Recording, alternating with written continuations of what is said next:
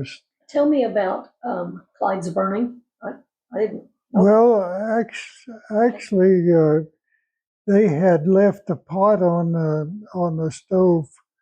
It was one of those separate ones that, I think it was a grease fire, wasn't it? Clyde didn't have it at that time. They hadn't cleaned out grease trap. What was his name? Bill Baines. That had the other restaurant. Yeah. That burnt. Yeah. Well, I run a batch plant over there on the railroad track. I had it set on the railroad track on First Street to the east of the elevator there. Anyway, I was up on getting ready to load the batch truck out, and It was Davis Chevrolet.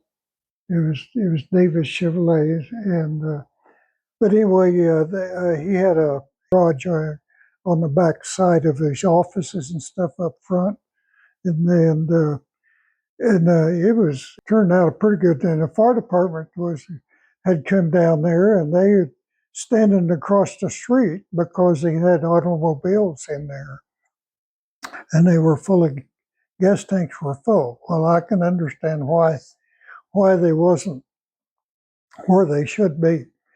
And anyway, so I decided I'd go down and get on there because I knew that Gene, there was a volunteer fire department, and teaching them how to put a fire out in a building.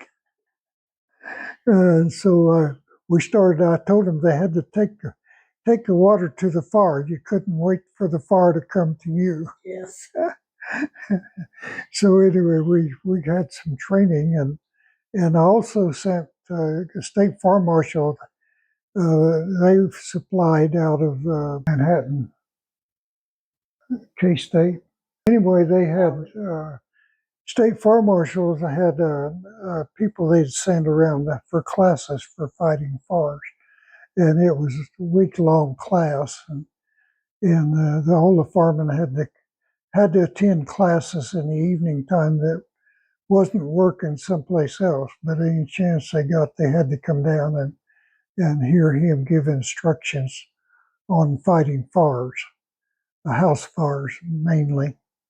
And but anyway, that was some of the training that we got during that time, making sure I'll tell you, I just couldn't tell you how many. We have that picture where they were all on that truck, so there was quite a few of them. Was Gene out there that time? Was he in the picture?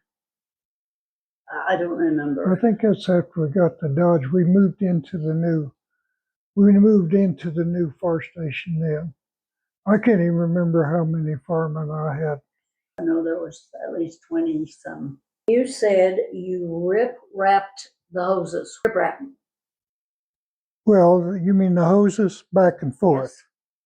Yes. We flushed all the water from the hoses so they'd be dry, and then we'd run them back and forth up on the bed, long ways of the bed, and that way when the truck would drive, you'd take your top hose and you'd lay it at the fire, say, and you'd pull as much hose as you need off at the fire, and then the truck drove and of course your last hose, you'd disconnect it and bring it around and hook it onto the pumper.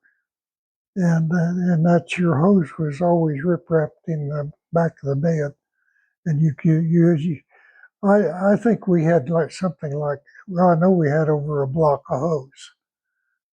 And what is a block? I used to know exactly. But you're talking about 300 feet or better on hose on the truck.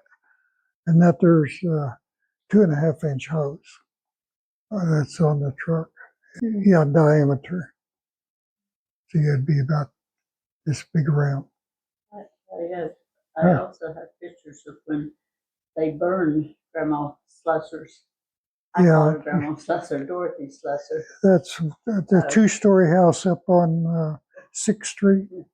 burned that house as a fire. You have pictures, and it was a controlled fire. Yeah, it was a I controlled think I burn. have pictures of when they burned her. How were you notified there was a fire?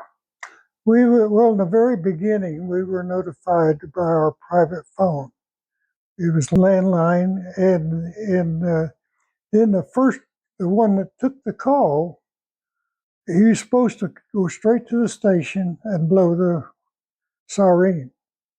And then we got the landline, the other type of telephone, and we had a bar phone that would ring when you took the call. Whoever took the call could call straight to the fire and ring the siren. And But there was only a certain many phones in yeah, the houses. There was just so many of them. Well, back when I was a kid, we're talking the 50s, that siren was loud enough that I bet that anybody who lived in town could hear Yeah. it. Everybody could it hear had that. to, it had to be loud enough that everybody that could hear it in town. And of course, it was considered also our tornado warning. And it was one time that I was out of town and I was coming back across the hill, and I could see just to the west of Cheney there was a funnel cloud. And I got to Cheney, and they hadn't set the alarm off. And of course, I was also a storm spotter. And one time Ivan Polly, you know who he is. Yes. And maybe I should, you shouldn't repeat that. But anyway, Ivan Polly wanted to go spot storms with me one night. And you remember the one that struck the trailer court up here?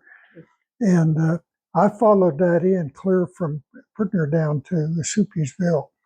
And I run right up behind it. We got back to the station and Polly said, "Forget me. I'm not going with you anymore."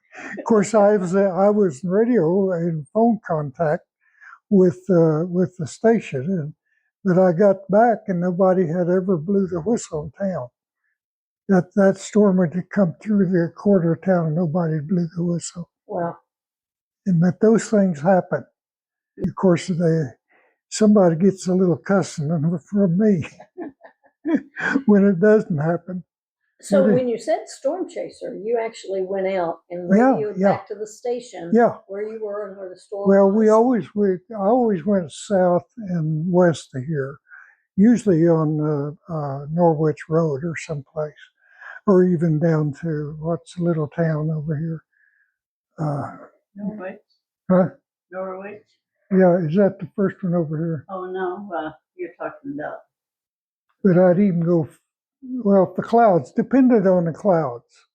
And I'd even go 5 or 6 miles to the west and south is where I always went out for spotting.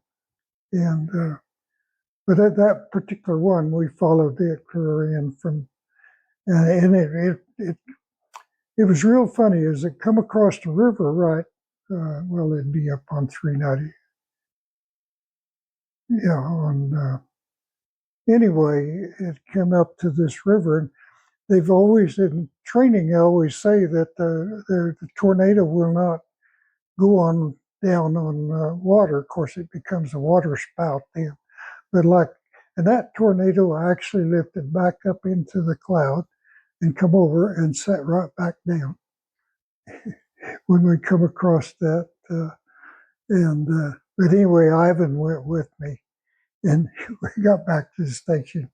Ivan said, "Don't take me anymore." That's it. He said, "I've had enough of that." But we'd run up to like a quarter mile behind it, but that thing was swirling, see, and the bottom of it was. But of course, it didn't bother me. I mean, it could have went up and come back down, but